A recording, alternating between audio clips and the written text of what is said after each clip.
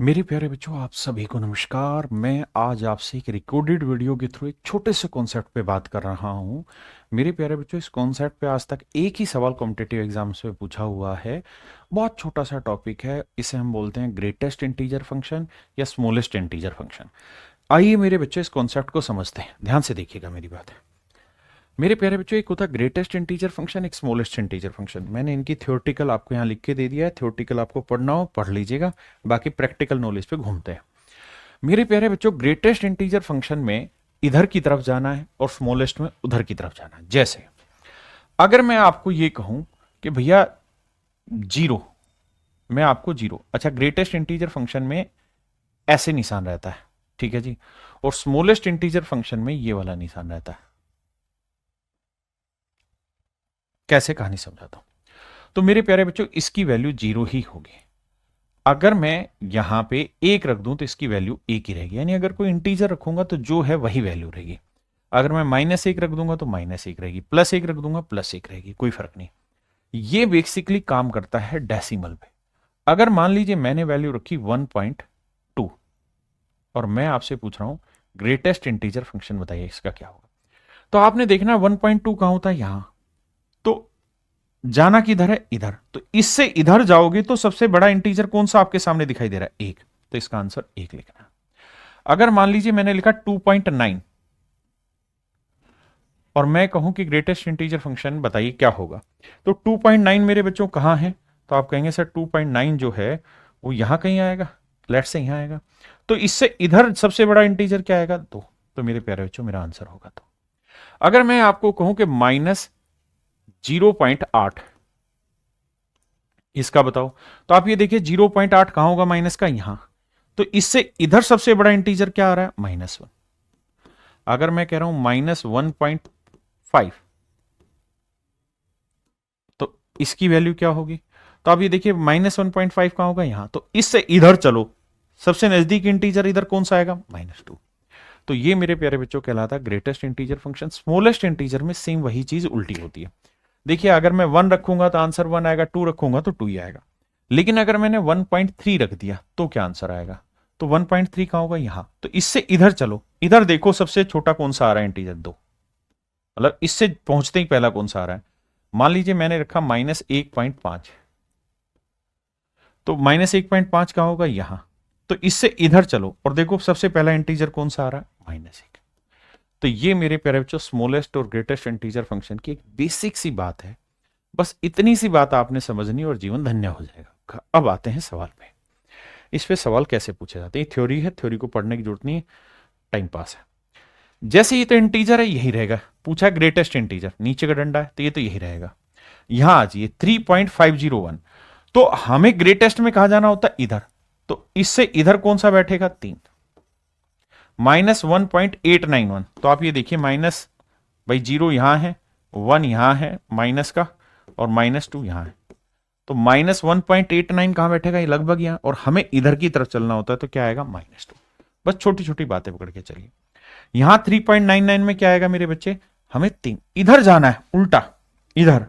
इसमें जाएंगे तो 4 आएगा मेरे बच्चे, इसमें आएंगे तो -3 पॉइंट कहां होगा, देखो ध्यान से देखना, यहां होगा -3, ठीक है जी। और आप हो -3.0 यहां, तो यहां से जब इधर जाओगे तो इससे नजदीक क्या बैठेगा, -4। बस इतना सा बेसिक लॉजिक समझना और आपका काम हो गया। इसके ज्यादा कुछ आना नहीं पेपर में, इतनी ही बात समझ। अब इस पे कैसे सवाल पूछ सकता है पेपर में, उस बात पे चर्चा करते हैं। पहले हम स्मॉलेस्ट पे चलते हैं, फिर इस पे चर्चा करेंगे। आओ मेरे भाई स्मॉलेस्ट पे आते हैं। ये स्मॉलेस्ट में ऊपर का मुड़ा हुआ निशान होगा, इसमें कहानी इधर जाएगी, तो 4.5 से इधर जाओगे 5 आएगा। अब -5.5 से इधर आओगे तो आएगा -5। इसमें इधर आओगे तो 6 आएगा, इसमें इधर आओगे 4 आएगा, इसमें इधर आओगे मेरे प्यारे बच्चों तो आएगा -2। अब देखिए माइनस वाले में ही आपको कंफ्यूजन होगा, भाई -1 यहां है, -2 यहां है, -3 यहां है। आपकी वैल्यू -2.5, तो -2.5 यहां होगी, और इससे इधर जाओगे तो नजदीक क्या बैठेगा, -2। तो ये मेरे प्यारे बच्चों मेरा आंसर हो जाएगा। अब जैसे एक सवाल आपसे पूछा गया कि भाई √70 की वैल्यू क्या होगी मेरे दोस्तों। आप कहेंगे भाई ये आएगा लगभग 8 का वर्ग होता है 64 और 9 का वर्ग होता है 81, तो 8 और 9 के बीच में आएगा, इसका उत्तर लगभग 8 पॉइंट समथिंग आएगा। और मुझे क्या निकालना है मेरे प्यारे बच्चों, स्मॉलेस्ट इंटीजर।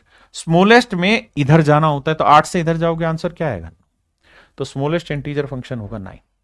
क्या होगा मेरे प्यारे बच्चों, 9। इसके नाम से कंफ्यूज नहीं होना, ये 11th क्लास का टॉपिक है, हमारा टॉपिक नहीं है, लेकिन फिर भी मैं सही आंसर तक पहुंचने की कला सिखा दे रहा हूं, ठीक है जी। अब आते हैं बाबू यहां इस वाले पे। ऐसा सवाल पूछा जा सकता है कि भाई सबसे बड़ा ग्रेटेस्ट इंटीजर फंक्शन बताइए क्या होगा, तो 1 का वर्गमूल तो 1 होगा। अब मेरे बच्चों √2 का क्या होगा सर, 1 पॉइंट समथिंग समथिंग, तो ग्रेटेस्ट में इधर की तरफ आते हैं तो 1 ही रहेगा, 3 वाले में भी 1 ही रहेगा। जब यहां 4 लिखोगे ना तो 4 का आएगा 2, तो 2 रहेगा।